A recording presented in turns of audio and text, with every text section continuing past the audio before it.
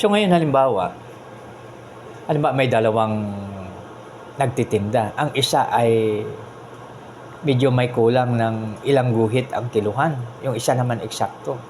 Pag tingnan mo yan, ang pagpapala ay doon sa eksakto yung kilo. So yun, no? Kasi nakalagay naman sa mga awit 127 na kahit ano ang gagawin natin, pag wala tayong gabay ni Lord, walang divine intervention, wala. No? Kaya mahalaga kasi ang ating komposisyon ng katawan ay material at saka spiritual. No? Kasi siyempre may laman tayo tapos may spirito tayo. No? So yun po mga kaibigan. No? So yan, no? Pag mayroong wisdom, tapos halimbawa naman ang tinatawag natin na gumagawa, no? Yung kahit halimbawa, gawin niya ang pinaka-the best niyang makaya kung mayroon siyang customer. So, halimbawa, tubero. So, ibig doon sa tubero, hindi niya gagawin yung anumang bagay, kundi ang gagawin niya ay talagang eksakto, no? Kung halimbawa, binigyan siya ng 700 a day, so, siyempre gagawa siya na pang 700 talaga. Kasi pag may wisdom ang tao, alam niya na si Lord ay nakatingin sa kanya. No?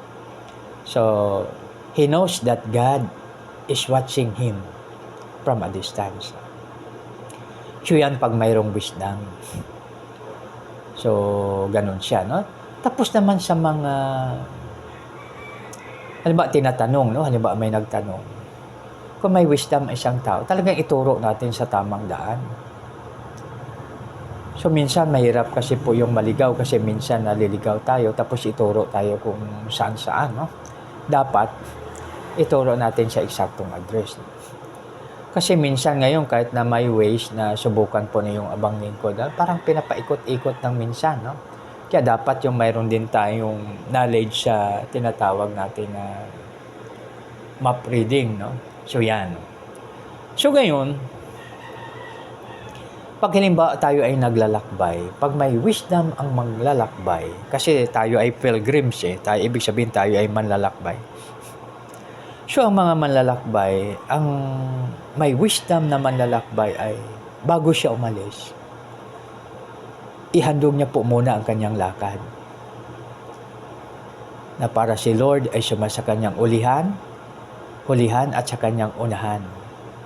So yun po mga kaibigan pag tayo ay pag isang tao ay mayroong wisdom. So, ibig sabihin na ang kanyang lakad ay pinapaubaya niya na kay Lord. Di ba? Napakaganda, no? Napakaganda mga kaibigan. No? Tapos, pag halimbawa tayo ay nagmomotor o kaya nagdadrive, no? So, pag may wisdom ang isang driver, so, pag mayroong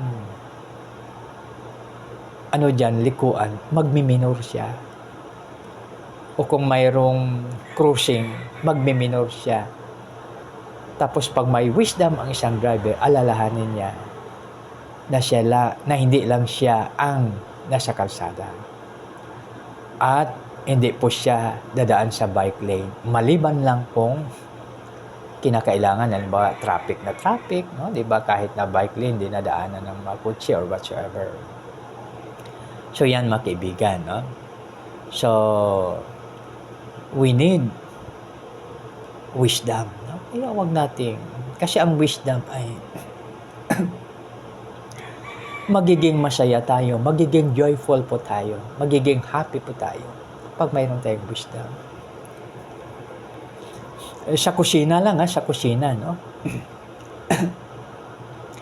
Pag mayroong wisdom, no? So, mayroong dalawang magkapit kwarto, no?